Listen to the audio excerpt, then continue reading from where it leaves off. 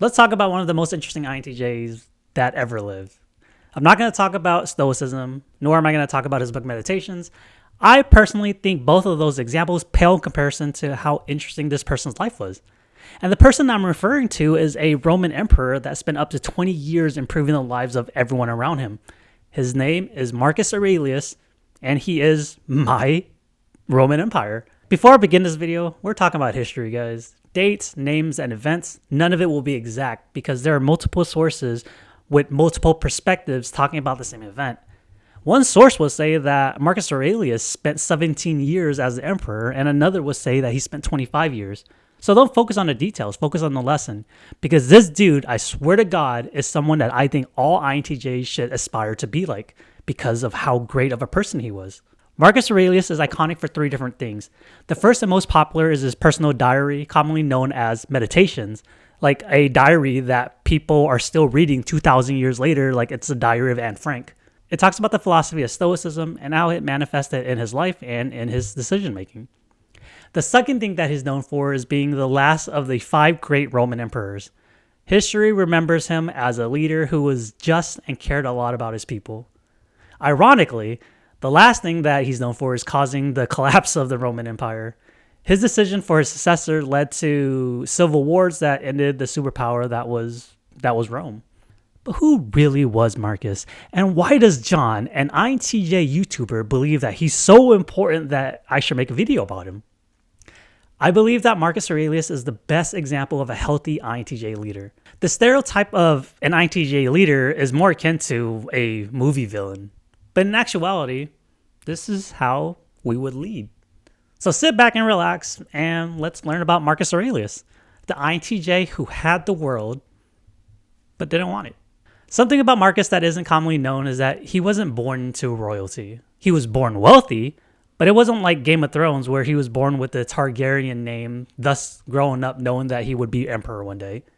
Back in those days, people died all the time. Marcus himself, he survived 2 different plagues. The first one that took out his mentor, which led him to being crowned emperor, and another that potentially took out his younger brother. People died for normal reasons too. Marcus outlived 9 of his 14 kids, and this dude only lived to be the age of 58. He wasn't even retirement age yet. And get this, the only reason why his son got the throne once Marcus passed away wasn't because he was the best suited.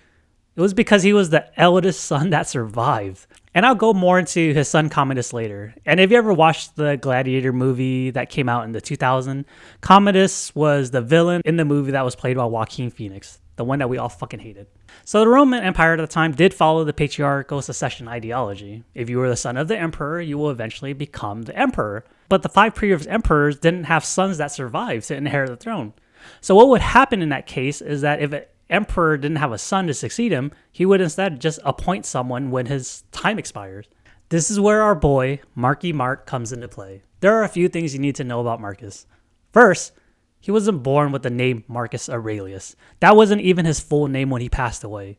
His screen name changed multiple times throughout his life for different reasons, which made sense in accordance to the context of the time, and it wasn't just because he's this edgelord INTJ who just wanted his name to sound cooler.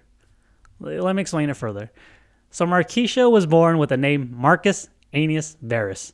Romans at the time had a structure to their naming convention, a 3-part structure known as the prononym, the nomen, and the cognomen, respectively. And I'm probably going to mispronounce a lot of these words, so if I mispronounce it, you just have to deal with it, my bad. His name isn't really important to the rest of this video, but there's one naming convention interpretation out of many that I think is fascinating. That this made him even more exciting. The first part, the prononym, it's just your first name, and you're usually named after one of your grandparents. The second part, the nomen, it's the family name. It's your last name. It's your surname. It's the family's last name. The last part is where the fun comes in. It reflects a person's characteristics, achievement, or their origin. So if you ever played a video game by the name of Skyrim or read the Harry Potter books, the third part of the name, the cognomen, can be anything you achieved. So in Skyrim, his name could be Marcus Aeneas Dovahkiin.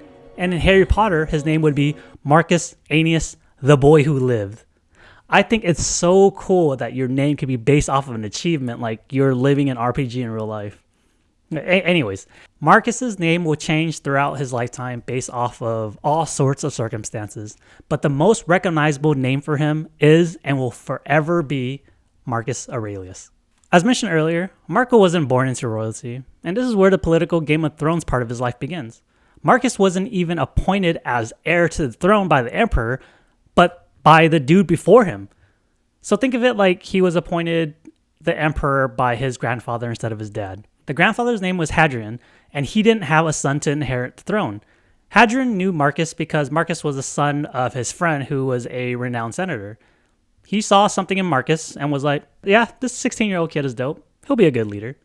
But the problem was that Marcus was just a young boy at the time, and Hadrian didn't believe that he was ready to lead. So what Hadrian did was appoint the father, Aurelius Antonius, the title of emperor under the condition that Antonius will raise Marcus as his son and successor, so that Marcus will be the emperor once he's ready or once Antonius passed away. Antonius was a man of honor, so he agreed. So Antonius was then adopted by Hadrian in return for adopting Marcus. So Marcus's name changed from Marcus Annus Verus to now be known as Marcus Aurelius, which doesn't follow the naming structure I mentioned earlier, but that doesn't matter for the rest of the video. He was still adopted by the Aurelius family. But as with all things in life, it wasn't that simple. Before Hadrian saw the dopeness of Marcus, he actually chose another successor to the throne. But a year after Hadrian told everyone that this other dude was going to be the next emperor, he passed away. Which doesn't sound like it matters to the story, but this dude had a son by the name of Lucius. And by tradition, Lucius has right to the throne because Lucius's father was adopted by Hadrian, because you can't gain the throne unless you're family. So in this instance, Lucius is actually the rightful heir to the throne. To prevent Game of Thrones from happening, where people kill each other off because they believe they have more rights to the throne and a bunch of assassinations, Antonius not only adopted Marcus into his family, but also adopted Lucius. So Marcus now has a younger brother who is 10 years younger than him. And based off what was written about these two, they actually loved each other as real siblings.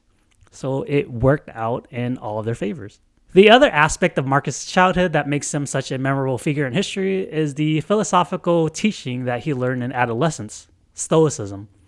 In a nutshell, Stoicism is a philosophy that teaches us how to control our emotions and maintain emotional balance in all things. I'm not going to go into Stoicism in this video because there's so much to it. It requires multiple videos to even scratch the surface. You just need to know that it's a philosophy that guided Marcus throughout his entire life. So that's a summary of his childhood to provide some context on who he is. The next section is where his INTJ-ness starts showing. This is where we start getting a glimpse as to why Marcus Aurelius is commonly typed as an INTJ. Marcus was about 39 years old when he finally became emperor, so he had about 4 decades of life experience. He wasn't this young teenage emperor that was told to govern one of the biggest empire humanity has ever seen while going through puberty.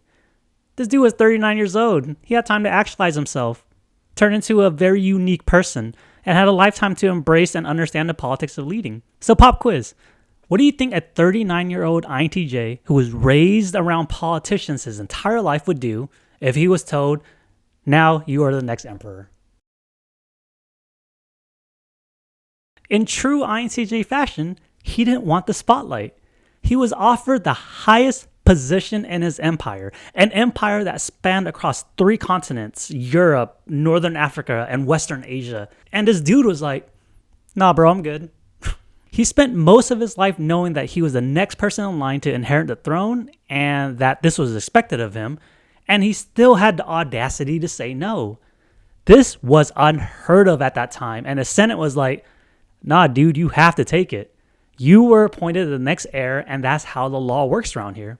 But just like Jon Snow, who was the rightful heir because of his Targaryen bloodline, Mark was like, I don't want it. Marcus didn't want the throne because he didn't care about power. He saw the throne as a massive responsibility instead of a luxury, and biographers even wrote that he was compelled to take imperial power. But similar to any high TE user, a quality that sets him apart from other people is his sense of duty. He knew that this is what the empire needed. So he agreed to assume the position of emperor under one condition, and that condition was that his adopted younger brother, Lucius, the actual rightful heir of the throne, would be his co-emperor. I want to emphasize how INTJ this request is. Marcus was offered the highest position in the empire, which, by introverted sensing SI tradition, he was expected to take. Everyone in the empire tried to guilt trip him using extroverted feeling. Come on, man, you're making us look bad. But because he's an INTJ with blind extroverted feeling and inferior SE, he didn't fall under peer pressure. Just because people expected him to be emperor, he wasn't just going to do it just because they told him to. He legitimately was willing to walk away from it all. But because he couldn't shake this TE sense of duty, he came up with this great anti-plan where he could remove some of the spotlight away from him that still allowed him to follow his TE duty while executing whatever anti-plan that he had. By making his younger brother his co-emperor, he's not only fulfilling his TE sense of duty, but also made sure that his FI value, his younger brother, benefited from the exchange. The Senate realized that Marcus was serious and that he wouldn't take the throne if Lucius wasn't his co-emperor, so they reluctantly agreed. And how this is different from previous emperors is that those emperors would assassinate any person that they perceived as a threat to their title as emperor, whereas Marcus instead gave half of his power willingly to his younger brother. This is the first time in Roman history where they had co-emperors. And I swear to God, if this ain't the most INTJ shit I've ever read, I don't know what is. But moving on, let's start talking about his reign as emperor. And let's not sugarcoat anything. The Roman Empire is by no means a model society by today's standards. About 30% of the Roman Empire were slaves. Social economic instability was a huge issue. Neighboring countries were invading all the time. There was always a threat of a new plague, and extreme poverty was a norm. Marcus also wasn't known as the best emperor of Rome, but instead, history remembers him as being an emperor to govern his people with respect, kindness, and dignity. And one of the reasons why historians are confident in that assessment, instead of it being like just pure propaganda, is due to his successor, his son. His son Commodus is known to have hired a propaganda team to lift his image because his reign couldn't compare to that of his father. So what do you think an INTJ emperor would spend his time doing? It wasn't participating in massive sex orgies similar to his co-emperor Lucius. It wasn't planning the next invasion of another country to expand the Roman Empire. It wasn't just him watching gladiatorial combat all day for his amusement and ignoring his empire. Marcus Aurelius spent his reign doing what any healthy INTJ would do if given the position of power. He spent his time trying to improve the lives of Roman citizens, and not just the free citizens, even the slaves. Because similar to Batman, my favorite INTJ character over here, Marcus believed in justice, and justice for all. Let's start with what he did from a macro perspective and narrow it down to how it influenced his people. As the emperor, the approval of the Senate wasn't necessary before making any decision that affected the empire, but he was known to go to them before making any huge decision that impacted the people. Not only did he seek advice from the Senate, he even went as far as to ask permission from the Senate, thus relinquishing more power as emperor and giving it back to the people. He was the emperor. He didn't need to do this. During his reign, the Senate were the voice of the people, and the reason why we can say that confidently is because he personally appointed most of the seats himself and also directed each of them to advise a different region of the empire. First, to instill trust within the community, and second, to give the people a voice that they've never had before. In regards to infrastructure during his reign, he made it a priority to make his people's lives easier. He's known to ensure that the streets and highways were properly maintained for ease of transportation and commerce for his people. He cares so much about the arts that he reduced the cost of theater prices to make shows more accessible to the public, that his people had an accessible form of entertainment. He spent so little finance on himself compared to the previous emperors that what was saved, he gave it as grants to struggling cities. And whatever was left from that, he actually developed a debt forgiveness program for his people. He put a lot of emphasis on saving in his grain supply so that even during time of famine, his people were still well fed. And he's known to promote freedom of speech, even allowing comedians to take jabs at him or the Senate during performances without any repercussion.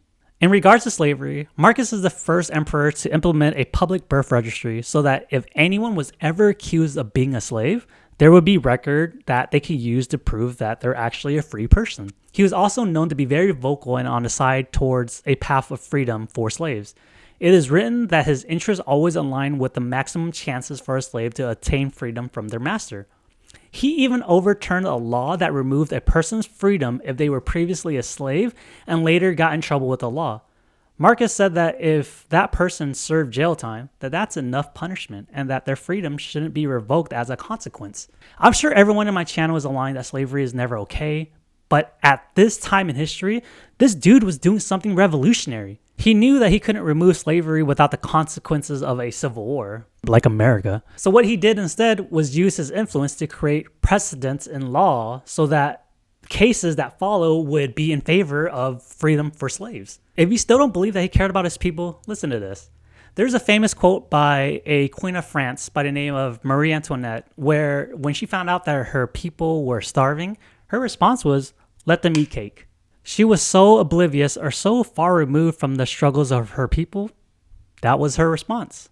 And regardless of whether she actually said that, there are multiple sources claiming how out of touch she was with reality when it came to the poorest of her subjects. There are rarely any stories about Marcus Aurelius being that out of touch with his poorest folks in his empire.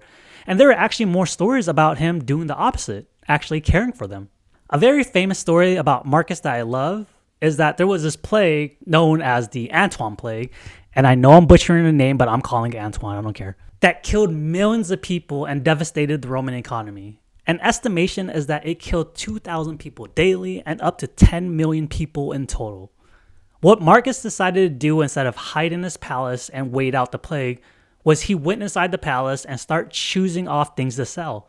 For the next 2 months, he had a garage sale, selling stuff like jewelry or whatever valuable assets that he had, and put his earning back into the Roman economy. He sold what was rightfully his to help out the people struggling in his empire. A modern day comparison is if Marcus was CEO of a company and he took a pay cut when the company isn't doing well, or a sports player who agreed to a smaller salary so that his teammates could get paid better, without being asked to or expected. Since he held the highest seat in the land, Marcus took one for the team. This guy actually cared about his people. But as much effort as he put into improving the lives of his subjects, Marcus, he went through some shit. His personal life was nowhere near perfect. In regards to his own family, he fathered 20 kids, 9 of which didn't make it to adulthood. He spoke highly of his wife, Faustina, but it's been written in multiple occasions that she was unfaithful to him, sleeping around with gladiators and even one of his war general. That same general that she was rumored to have an affair with, by the name of Cassius, even tried to usurp Marcus as the emperor.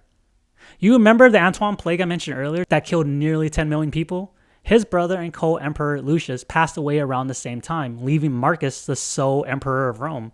And throughout his 20 years or so as emperor, most of his time was spent at the battlefield fighting what's known as the Marcomannic War, which in a nutshell were invasions by various Germanic tribes.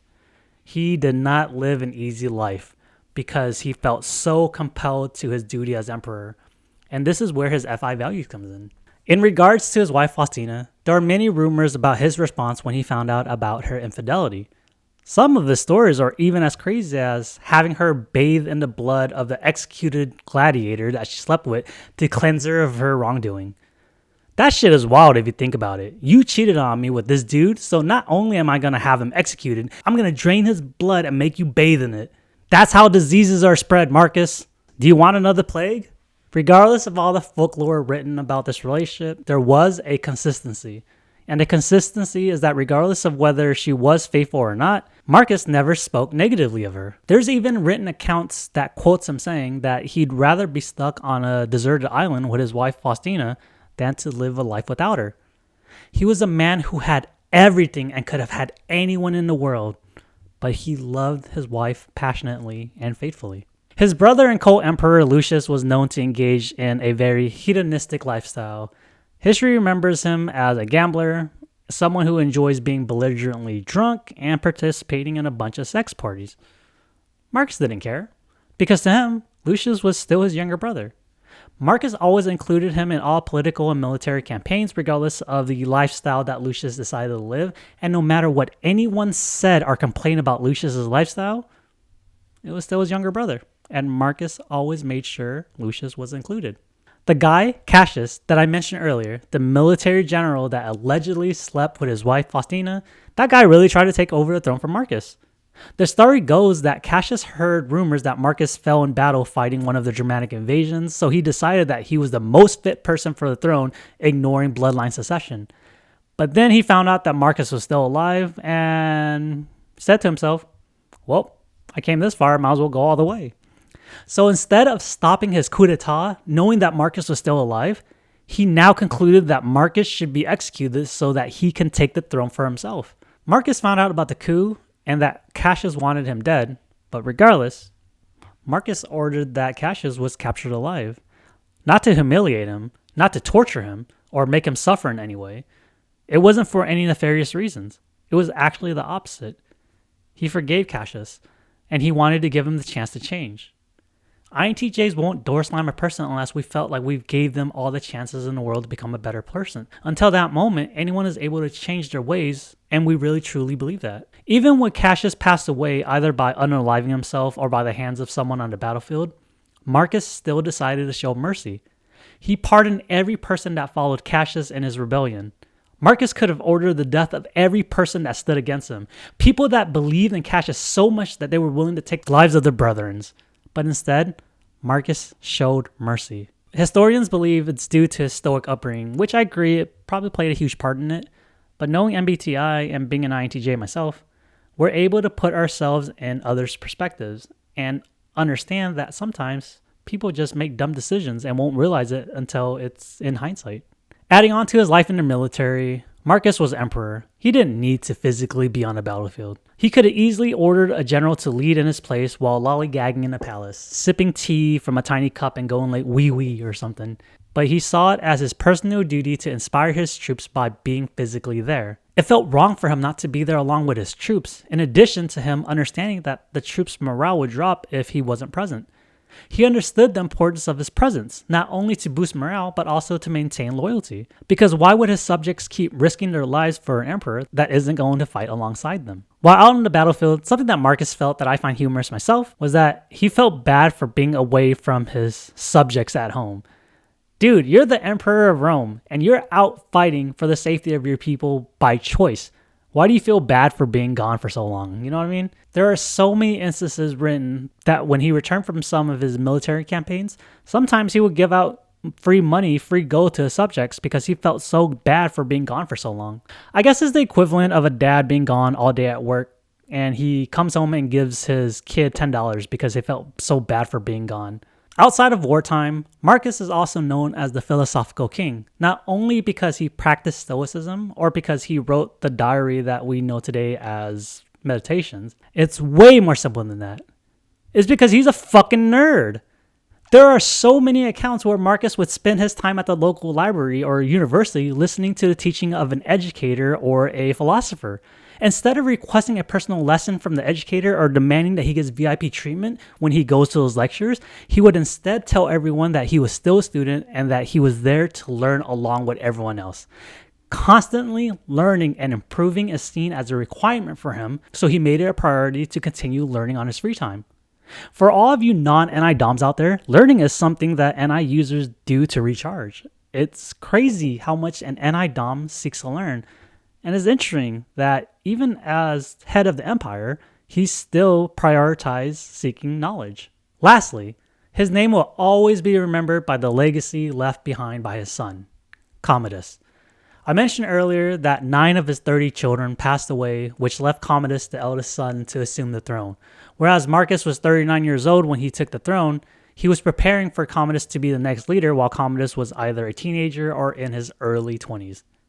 Marcus declared Commodus the rightful heir while out on one of his military campaigns, and some hypothesize that it's because Marcus knew his death was coming. But as any good INTJ parent would do, he spent his entire life trying to prepare Commodus for succession. Best education in the empire? Commodus had that. Best military advisors? Commodus had that. Best political advisors? Commodus had that. Marcus did what he thought was right to prepare Commodus to be the next emperor. But that's not how history remembers him. Marcus is known to be both the last of the best 5 Roman emperors, and he's also known to be the emperor that led to Rome's downfall. The Roman Empire started falling apart once Marcus passed away and Commodus took over. There are written accounts that Marcus was advised against having Commodus succeed him at an early age, but Marcus believed so much in his son that he ignored the advisors. Regardless of his reasoning, whether he believed that he couldn't trust anyone to relinquish the throne similar to his adopted father Antonius, or whether he felt like his son left such a negative impression on his council that he believed that they would try to assassinate him when Marcus was out of the picture, Marcus let his son take over, and it will forever be remembered as one of the worst decisions ever made in history. Commodus is the end of Marcus's life story, but this is actually the beginning of Marcus's legacy. Marcus Aurelius did something that blows my mind when I think about it. Marcus was a sole ruler of one of the biggest empire humanity has ever seen, but that's not what he's most known for. Marcus Aurelius gained immortality through his personal diary, meditations. There are so few people throughout history that transcended their royal title. Most royalty that's written in history books will only be remembered as royalty. The only other person I could think about at this moment that's similar is Prince Siddhartha, who eventually founded Buddhism. Marcus transcended his corporeal flesh and will continue to live indefinitely as long as we continue to have access to his diary. I personally think that's one of the craziest things a person can accomplish. When the philosophy of Stoicism is brought up during a conversation, his name is one of the first names that gets mentioned, which adds on to the wildness of his accomplishments because he's never considered himself a teacher of Stoicism and always considered himself a student. During that time frame, there were scholars that dedicated their entire lives to learning and educating people on the philosophy of Stoicism.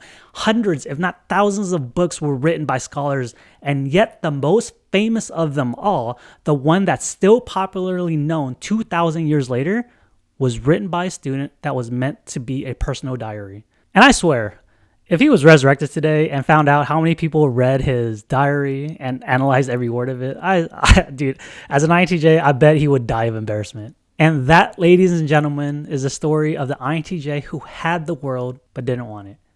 If you're a young or lost INTJ, I highly recommend reading Meditations because you'll hear echoes of yourself in his words.